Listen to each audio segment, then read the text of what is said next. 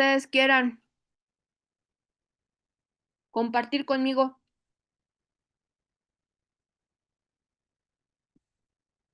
Disculpe, doctora, yo no presenté examen el día lunes, lo presenté normal, pero el día que dio calificación no llegué. Entonces quería ver si también podría mandármela a mí, por favor. Pues, mira, tienes por ahí mi número de teléfono si te mandé un WhatsApp para que me confirmaras tu correo. Entonces, nada más mándame el mensajito porque obviamente no me acuerdo a quién sí le entregué y a quién no le entregué el examen. Y con mucho gusto te mando las fotos, todas los tengo aquí, entonces no hay ningún problema. Vale, entonces le envío el mensaje terminando la clase. Ajá, sí, Ya. Gracias. de nada. Y por allí tengo 3 o 4 de ustedes que no tengo el número telefónico. Y también vi que por allí hay alguien que está mal su correo, pero no fue que me lo diera mal, sino que fue un error de dedo. Entonces espero que este fin de semana se pueda corregir, pero sí sé que por ahí hay algunos de ustedes que no tengo el número telefónico. Entonces, ustedes saben quiénes no se anotaron para darme su número de teléfono, para que me lo manden. Les recuerdo mi teléfono para aquellos que no lo tengan, mándenmelo en un WhatsApp, porque como es algo que casi no uso, entonces puedo ir viendo quiénes son los que no tengo su número de teléfono. El teléfono es 55 27 37 89 82 para que por allí me manden cualquier cosa que ustedes necesiten. Y entonces, si me recuerdan qué fue lo último que vimos, sé que estábamos viendo alimentación y que estábamos viendo aditivos, pero no me acuerdo del todo si terminamos de ver todo lo de aditivos.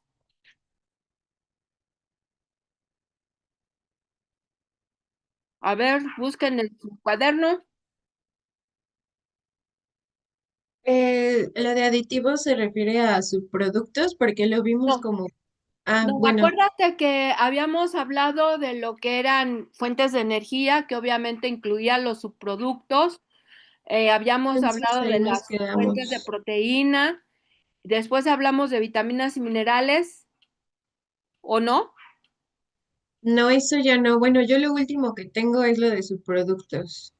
A ver, alguno de los demás, pero sé que tú no faltaste, doctora, entonces, Yo tengo lo mismo, ahora sí que no sé. uy, eso quiere decir que tengo que buscar otra presentación. Pero bueno, entonces, lo que ustedes me dicen es que lo último que vimos fueron todos aquellos subproductos fuentes de energía que podemos utilizar para elaborar un alimento balanceado. Sí, justo eso. Ujú. Bueno, entonces, ¿cómo haré? ¿Cómo haré? ¿Cómo haré? Bueno, vamos a empezar a hablar de todo lo que son las fuentes de proteína, vitaminas y minerales. Y en cuanto esta sesión se acabe, pongo la otra presentación, porque me ha estado fallando un poco la computadora y no quiero que esto se vaya a desconectar. Entonces, ¿se acuerdan que habíamos visto que parte de los subproductos que podemos ocupar, obviamente son galletas, podíamos ocupar también sopas, todo lo que sea producido con trigo, avena, cebada, maíz o sorgo, que el sorgo en realidad para la alimentación humana casi no se ocupa. Pero, por ejemplo, las galletas de sabores, las que quieran, de sándwich, de las de bomboncito, todas son elaboradas con trigo o la gran mayoría. Además de eso, también recuerden que al haber sufrido un proceso de cocción, se vuelven más digestibles y tienen una energía adicional por el hecho de que casi todas llevan grasa y azúcar. Entonces, eso lo convierte en una magnífica fuente de energía. También habíamos hablado que las sopas en general, todas son elaboradas con trigo y acuérdense que también habíamos hablado de las maruchan. Aun cuando aparentemente dices, bueno, es que una sopa Maruchan es difícil que pueda llegar a una granja, posiblemente las de vaso no, pero recuerden que hay muchas que vienen en bolsitas de papel celofán que también sufren el mismo problema. Estas bolsitas se pueden romper y esto sería lo que llegaría a una granja. Aparte, obviamente, de todas aquellas que no pasan el control de calidad que la empresa finalmente tiene que revender de esta manera. ¿Qué otra cosa podemos ocupar? También podemos ocupar cereales, lo que son cornflakes, corn pops, sucaritas, choco crispies, todos los cereales que de los que ustedes tengan idea se pueden ocupar. Anteriormente, pues solamente eran los empacados en cajas, en bolsas de plástico, en cajas de cartón, porque eran las únicas empresas que había. Pero ahora hay muchísimas más. Entonces, todas ellas también tienen el mismo problema. Hay ruptura de los envases, también puede ser que llegue el momento de la caducidad y no se vendieron, y entonces también se pueden utilizar para alimentar a los cerdos. Algo que normalmente ahora hacen estas empresas es mezclar todo y a la hora de mezclarlo, mucho de esto se tritura. Evitan el venderlo por separado porque esto hace que haya una reventa de un producto que ya está caducado, sobre todo en los mercados. Entonces, por eso es que es difícil, o puede ser que no tanto, que se encuentren algo como esto. Ya mucho del producto que encuentran ustedes en los mercados suele ser cereal de primera, digamos, que no está caducado. También podemos ocupar, ¿qué otra cosa podríamos ocupar? A ver ustedes.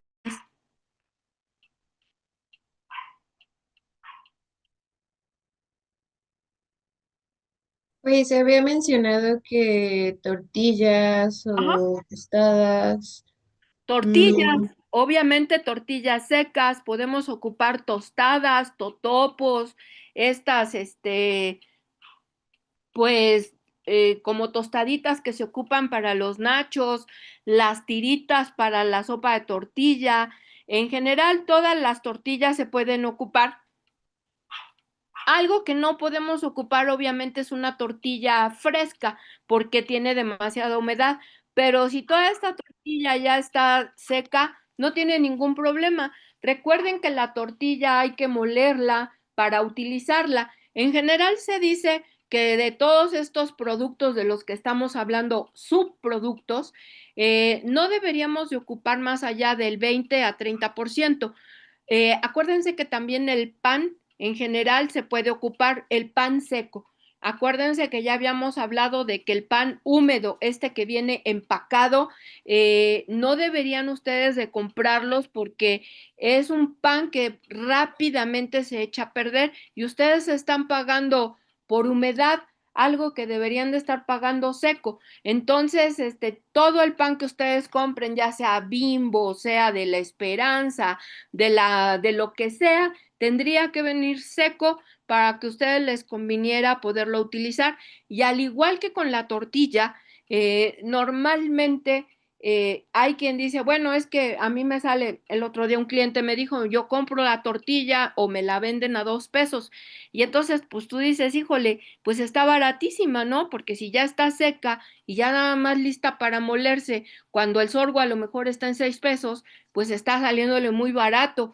¿Y cómo le puedes decir que no haga todo el alimento utilizando como fuente de energía la tortilla cuando es algo que le sale demasiado barato?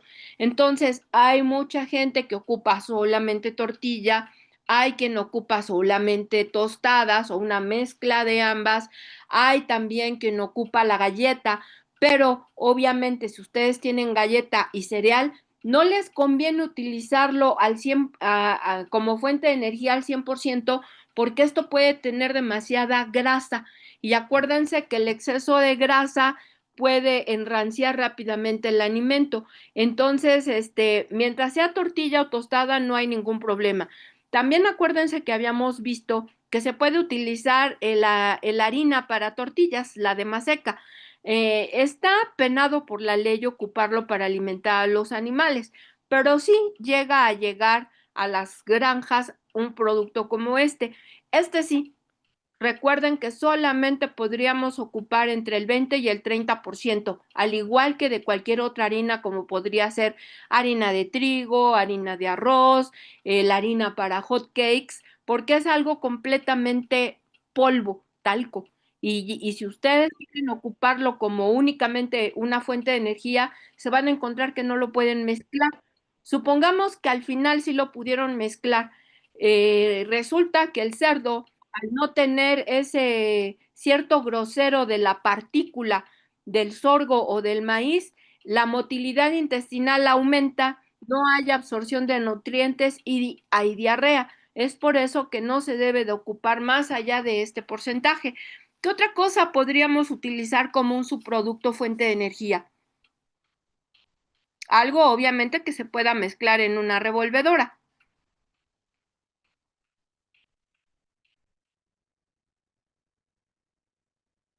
¿Alguna más?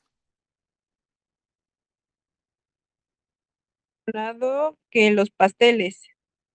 Ajá. Siempre y cuando, doctora, los pasteles estén secos, porque si todo esto es un pastel, por ejemplo, te llega el pastel de que sobró de hacer un pastel ayer, tiene demasiada humedad y entonces lo que va a pasar es que se te va a quedar pegado en la revolvedora. Si es un pastel, por ejemplo, de la semana pasada o algo que ya está seco por completo, sí se puede ocupar. También se acuerdan que yo les decía que es raro que llegue el pastel. Normalmente el mercado para esto suelen ser los bovinos, aunque sinceramente déjenme decirles que desconozco por qué le dan pastel a los toretes, pero sí puede llegar a presentarse que se los vendan. No hay ningún problema con usarlo.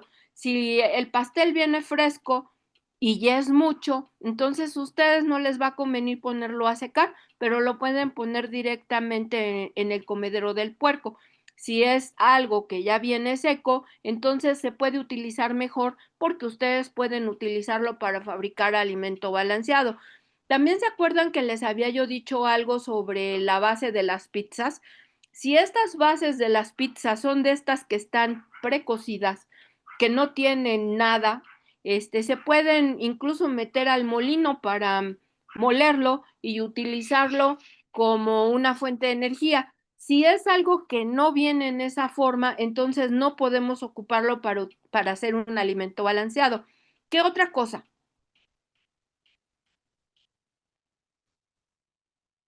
¿Qué otra cosa podemos ocupar?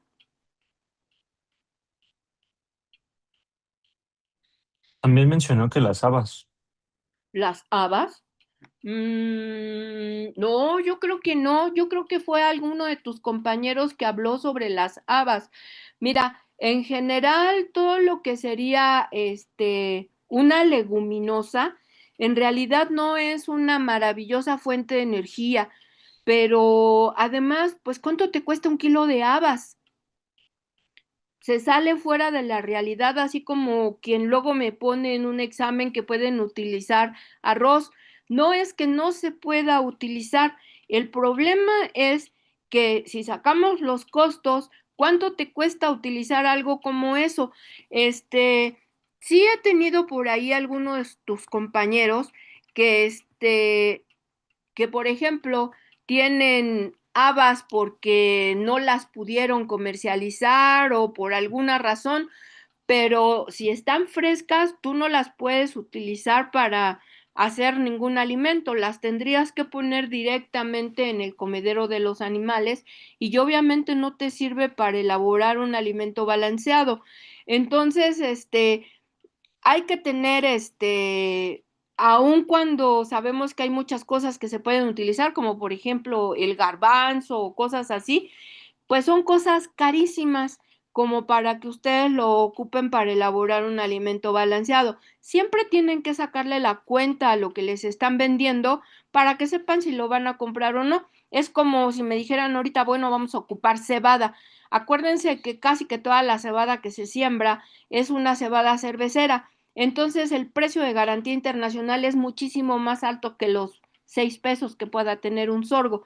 Entonces, más vale que ustedes ocupen esa cebada para vendérsela a Grupo Modelo y con el dinero que les den comprar sorgo, que pensar que pueden ocupar la cebada para alimentar a los cerdos. No es que no se pueda, sino simplemente es cuestión de razonar qué es lo que más te conviene. Pero además recuerden que por otro lado, tanto la cebada como la avena y el trigo tienen mucha fibra y entonces esto va a provocar que si hacen el alimento al 100% utilizando estos 3 granos, los cerdos crezcan más lentamente porque tiene demasiada fibra. Pero además tendrían que comentarlo a lo mejor si trabajan con alguna fábrica de alimentos, con el nutriólogo para que les haga una fórmula donde les diga qué porcentaje de estos 3 granos pueden ocupar, mezclándolo obviamente con sorgo o con maíz, porque utilizándolo al 100% van a tener un crecimiento muy lento en los cerdos. ¿Qué otra cosa podemos ocupar? Doctora, bueno, desconozco si en cerdos también se puede, pero en doretes también lo que les dan es como esta grasita del cerdo que está entre la piel y el músculo, como esa grasa de desecho que sale, se las llegan a dar. No sé si a los cerdos también se los dan. Tiene un nombre, pero se me fue. Bueno, mira, cuando sacan todo esto de los cerdos, esa grasa, pues yo pensaría que está mal utilizada dándola así cruda y nos volvemos a lo mismo. ¿Para qué dárselo a un torete si tú sabes que hay otras cosas con las cuales lo puedes alimentar? En el caso de los cerdos, sí se lo puedes dar, pero se me hace que obviamente, para elaborar un alimento balanceado, no. ¿Qué sería lo mejor que podrías hacer si tienes algo como esto? Obviamente lo calientas o lo fríes en un caso para que salga la grasa y entonces acuérdate que la grasa sí la puedes ocupar como fuente de energía para los cerdos, porque de hecho, aunque todo esto de lo que hemos hablado son fuentes de energía, hay que utilizar aceite, grasa, una mezcla de aceite o grasas de estas que ya vienen en polvo para agregarle a los alimentos, a todos los alimentos de los cerdos. En muchas granjas solamente lo dan en épocas de otoño e invierno, que es cuando más frío hace, y ya hay que agregar esta fuente de energía adicional para lograr que los cerdos crezcan, porque si hace mucho frío, el cerdo va a ocupar toda la energía de los alimentos en mantener la temperatura y eso también va a detener el crecimiento del cerdo.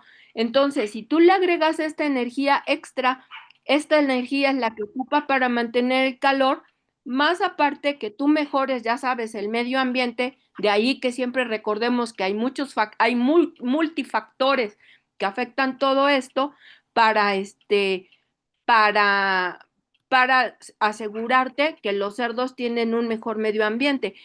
Pero si tú quisieras darlo como tal a los cerdos, tendrías que no utilizarlo para un alimento balanceado. Algo como esto no lo puedes meter a una revolvedora. ¿Sí? Ok, doctora. ¿Qué más? ¿Qué más podríamos ocupar?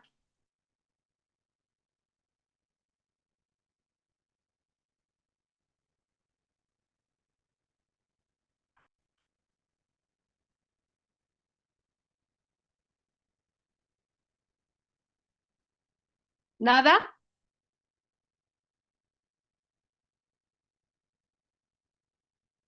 Voy a tratar de minimizarlos a ustedes para buscar la presentación para podérselas presentar.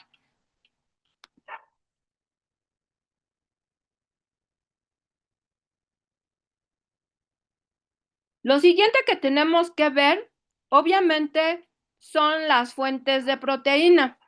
¿Qué podríamos utilizar como fuente de proteína para alimentar a los cerdos?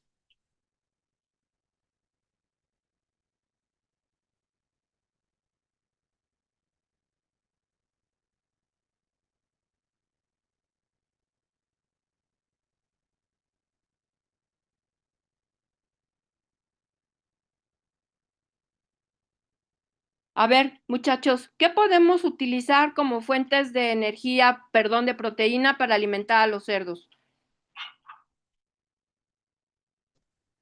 ¿Pasta de soya? Podemos utilizar, primero que nada, entonces habría que dividir las fuentes de proteína en proteína animal y en proteína vegetal. Estas fuentes de proteína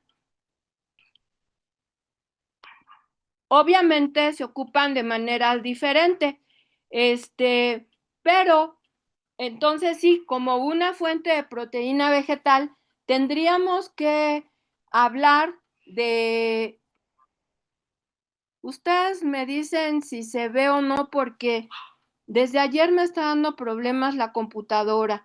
Entonces, acuérdense, antes de que veamos eso, no sé si vimos esto de las micotoxinas, muchachos. No, Bueno, antes de que nos vayamos a las fuentes de proteína, ¿sí se ve esta hoja?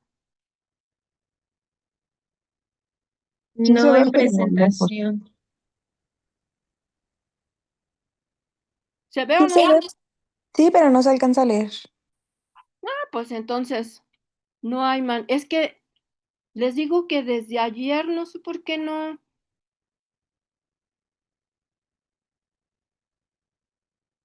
No sé por qué no la puedo abrir en su totalidad.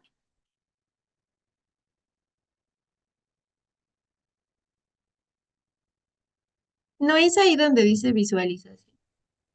Es que tiene una flechita, mira acá donde dice reproducir, pero es justamente allí. Es que no me permite quitar esta barra que está aquí para que yo pueda reproducir lo que está acá.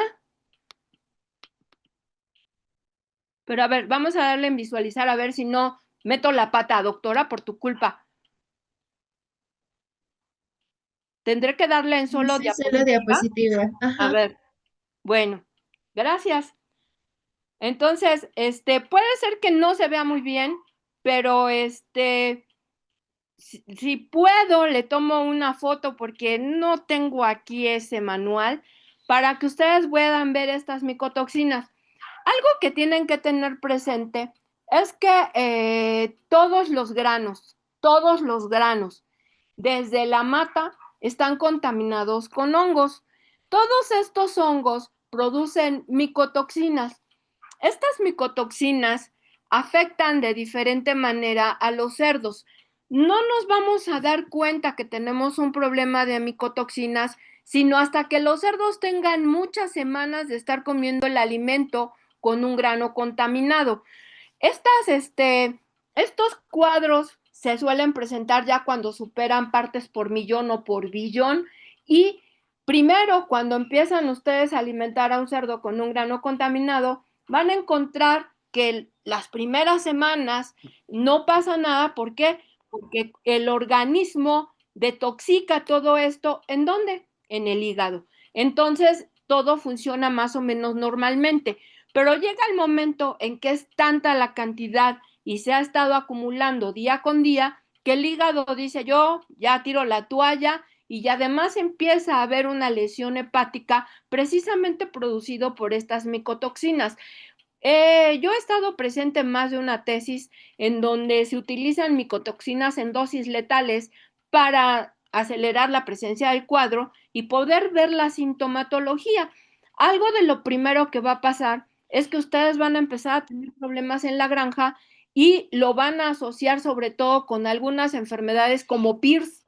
¿Por qué? Pues porque el cuadro de mucho de esto a veces es algo muy parecido a PIRS, pero además, como las micotoxinas se están acumulando, algo que también va a pasar es que va a haber una inmunosupresión en todos estos cerdos y como son todas en la granja, tanto la engorda como las reproductoras, esta inmunosupresión por una parte va a evitar que si nosotros tenemos un calendario de vacunación para controlar las enfermedades, hagan de cuenta que no están poniendo nada. ¿Por qué? Porque esta inmunosupresión va a impedir que la vacuna haga su función. Pero por otro lado también vamos a encontrar que muchas de estas enfermedades que sí están presentes en la granja se van a empezar a asociar entre ellas y la principal es Pierce. Pierce le encanta asociarse con todas las enfermedades bacterianas respiratorias, también se suele asociar con enfermedades virales respiratorias, pero también con enfermedades reproductivas. Y entonces podemos ver cuadros, por ejemplo, de parvoleptoerisipela o de influenza, dado porque a lo mejor la granja vacuna, pero la vacuna no está haciendo su función porque los animales tienen inmunosupresión. Normalmente, cuando ya empezamos a ver problemas, dependiendo de cuál de estas micotoxinas sea, podemos encontrar vómito en los cerdos de la engorda o vómito en las puercas.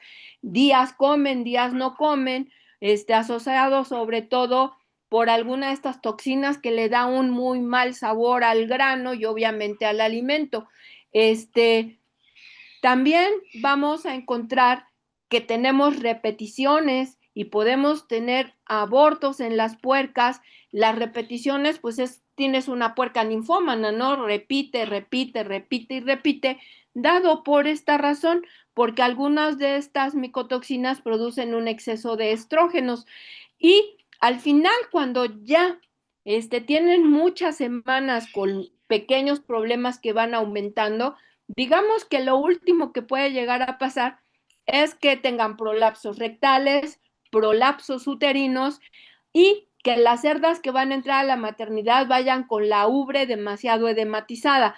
Ustedes las ven que van prácticamente arrastrando la panza a la maternidad. Si le ponen la mano, su mano se puede quedar marcada en la ubre o puede haber también inflamación y la zona de la vulva suele estar muy aumentada de tamaño y edematizada. Cuando muchas de estas cerdas ya paren, van a encontrar ustedes que los cerditos pueden tener una gran cantidad de ellos de lo que se llama splay legs. Si tienen ahí a la mano su teléfono, búsquenlo y verán que son cerditos que nacen abiertos de patas, abiertos de manos o abiertos de patas y manos. Esto ya cuando ustedes lo ven, no les queda más que pensar que tienen un problema de micotoxinas. Algo que también se suele presentar es las vulvas edematizadas en las cerditas recién nacidas. Se ven como pequeñas fresitas. Esto con el paso de los días se necrosa y se cae, pero ya cuando ven algo como todo esto, no les queda más que pensar que sí tienen un problema de micotoxinas. A ver ahora. Si ustedes mandan a analizar cuando ya tienen todos estos problemas, hay que pensar, mandar a hacer un perfil serológico, hay que mandar a analizar el agua, tanto de la cisterna como del pozo, como del tinaco o los tinacos. Habría que mandar a analizar todas las materias primas y obviamente los alimentos balanceados. Entonces, cuando finalmente ya hicieron ustedes todo esto y encuentran que sí son problemas de toxinas en el grano, ¿qué hacemos? Resulta que a lo mejor ustedes compraron 200 toneladas de sorgo. ¿Qué vamos a hacer con todo este grano y cómo podemos solucionar el problema de la granja?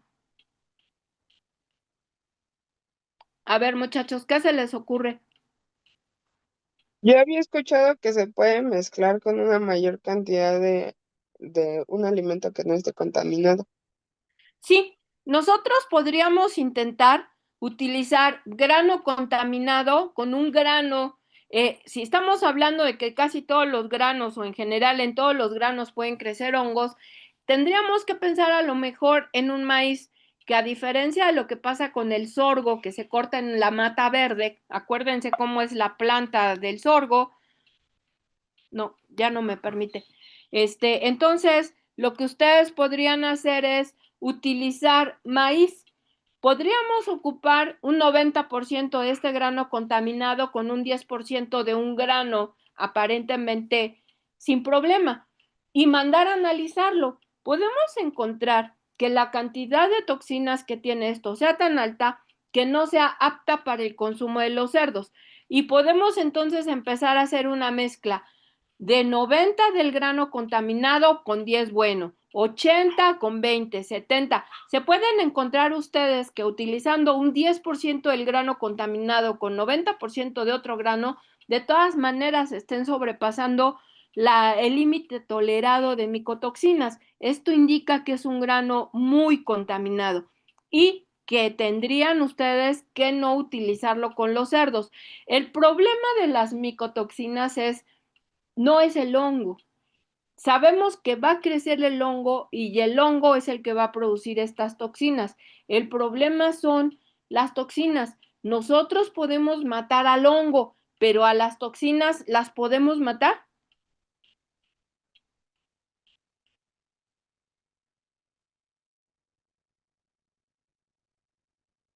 ¿Cómo ven? No, doctora. No, no se puede. Entonces, no vamos a poder solucionar el problema más que quitando ese alimento o ese grano contaminado que ocupamos en la granja. Pero si fueran 200 toneladas, ¿qué vamos a hacer con él? No sé si en alguna ocasión les comenté que yo tenía un alumno que decía, bueno, pues vamos a vendérselo a nuestro peor enemigo. Y tú dices, no, pues no, no tan fácilmente.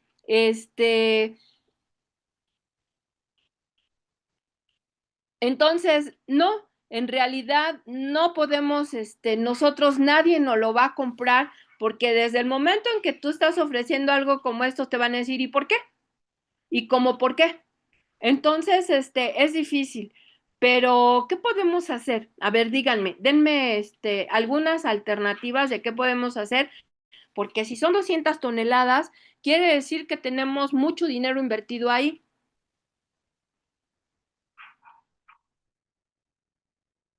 Podríamos poner como aceleradores para que no se inmunosupriman, por así decirlo. Pues sí, sí lo puedes hacer, pero el problema es el grano que tienes aquí, que no te va a permitir que algo que tú pongas para mejorar, la inmunosupresión no va a servir porque tú tienes un grano que tiene muchísimo más poder que cualquier cosa que tú puedas ocupar. Entonces, algo que les tiene que quedar claro es que no lo van a poder ocupar para alimentar a los cerdos, pero ¿qué podemos hacer con ese grano?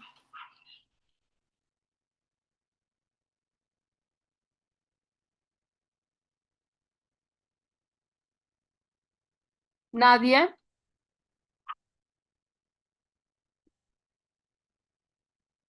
Miren, se lo podemos dar a las aves. Por ejemplo, si yo tengo pavos o tengo engordas de pollo, ¿lo puedo ocupar? No, sí. No, no, porque ellos son todavía más sensibles que el cerdo. Entonces, no lo puedes ocupar con ningún ave, ni tampoco lo puedes ocupar con ningún cerdo. ¿Qué otra especie nos queda? Bovinos podría ser. Exacto. Obviamente los bovinos son muchísimo más resistentes que el cerdo. Ellos toleran 10 veces más la presencia de estas micotoxinas. Hace no mucho tiempo, una persona me dijo de algún secuestrante para bovinos por la presencia de micotoxinas y le digo, qué raro, porque realmente ellos son muy, muy resistentes a este tipo de problemas. No sé si le habrán hecho un mal diagnóstico o algo, porque a mí me extrañó muchísimo, pero esto quiere decir que entonces tendríamos que ofrecérselo a alguien que tenga una engorda de toretes o si nosotros mismos tenemos, perdón, aunque sea algo más lenta la forma en cómo va a salir, podríamos ocuparlo para alimentar a los bovinos. Entonces no se va a perder tanto y nosotros tendríamos que recurrir a otro tipo de grano y de hecho déjenme decirles que hay muchas granjas que por esa razón no consumen sorgo porque es diferente la forma en cómo se corta el grano. En el caso del sorgo, la mata está verde. cuando se corta el sorgo. Y casi siempre coincide con épocas como esta, de lluvia. Y ustedes están esperando que lleguen con el camión con el sorgo y les dice, pues es que está lloviendo, no puede entrar la máquina a cortar y mucho menos puede entrar el camión a que le carguen. Normalmente todo este sorgo se corta en la mata verde y es llevado a lugares cercanos a diferentes áreas del país. Por ejemplo, en el Bajío hay lugares que se harían como ejidales, en donde tienen secadoras, que es algo así como una máquina para las tortillas. Es una máquina de ese tipo y entonces el grano va dando vueltas ahí hasta que finalmente se seca. Otra de las formas es en silos verticales, en donde meten el grano y tienen un sistema en base a viento o a gusanos, en donde el grano se mueve en el interior, pero algo que coincide que tiene es que tienen un quemador muy grande, que al momento que el grano está volando en el interior del silo, el quemador está calentando y está secando el grano. Pero ¿qué pasa? No es que las técnicas no sean buenas. El problema es que cuando finalmente la máquina puede entrar a cortar y a cargar, pues todo el mundo hizo lo mismo. Y entonces son un montón de camiones que están afuera o trailers que están esperando que puedan pasar sus granos a ser secados. Y entonces en lugar de que se tomen su tiempo para secar todo esto, lo hacen a la carrera y los granos quedan húmedos. ¿Cuál sería el porcentaje de humedad que ustedes esperarían como adecuado que debería de tener un sorgo?